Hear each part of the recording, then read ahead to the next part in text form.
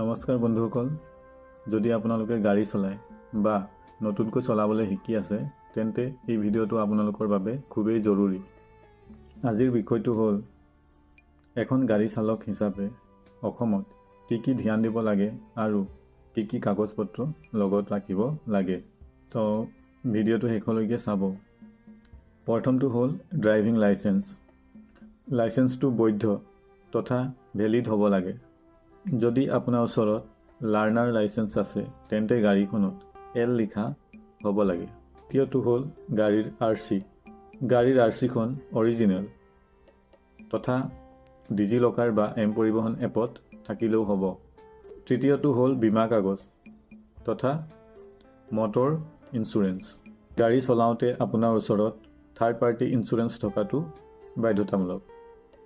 চতুৰ্থটো হ'ল pollution certificate. আমাৰ প্ৰায়ে এনেকুৱা হয় যে আমি পলিউশ্যন ডেটটো পাহৰি থাকোঁ আৰু অপ্ৰয়োজনীয় ফাইন দিব লগা হয়। গতিকে পলিউশ্যনৰ ডেটটো সময়ে সময়ে চেক কৰি থাকিব লাগে। পঞ্চমটো হ'ল fitness certificate. Fitness certificate private গাড়ীৰ কাৰণে প্ৰয়োজন নহয়। ট্ৰাক, টেম্পু, বাছ আদিৰ দৰে কমাৰ্চিয়েল গাড়ী চলালেহে ফিটনেছ চাৰ্টিফিকেটটো জৰুৰী হয়। 6 নম্বৰটো হ'ল ৰোড টেক্স ৰিচিপ্ট।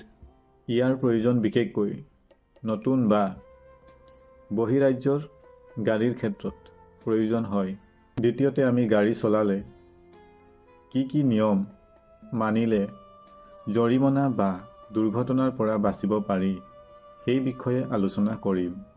প্ৰথমটো হ'ল যদি আপুনি 2 চকীয়া বাহন চলাই আছে তেন্তে হেলমেট পিন্ধাটো বহুত জৰুৰী বা বাধ্যতামূলক। দেখা যায় বহুতে পুলিচৰ পৰা বাচিবলৈ হেলমেট পিন্ধে, কিন্তু হেলমেটটো আচলতে নিজৰ সুৰক্ষাৰ বাবেহে পিন্ধিব লাগে, কাৰণ এখন হেলমেটতকৈ মানুহৰ জীৱনৰ মূল্যটো বহুত বেছি। যদি আপুনি গাড়ীত আছে তেন্তে আগফালৰ যাত্ৰীৰ বাবে ছিট বেল্ট ব্যৱহাৰ কৰিব লাগে। গাড়ী বা বাইক চলাই থাকোঁতে কেতিয়াও মোবাইল ফোনৰ ব্যৱহাৰ কৰিব নালাগে। ড্ৰাইভিং কৰোঁতে কেতিয়াও মদ বা সুৰাপানৰ ব্যৱহাৰ নকৰিব। সদায় ট্ৰেফিক ৰুল মানি চলিব আৰু ৰং চাইডে কেতিয়াও গাড়ী নচলাব, কাৰণ ৰং চাইডে গাড়ী চলালে দুৰ্ঘটনা হোৱাৰ চান্স বহুত বেছি থাকে। এতিয়া আমি কথা পাতিম গাড়ী চলাওঁতে কি সুৰক্ষা আৰু সচেতনতা জৰুৰী তাৰ বিষয়ে।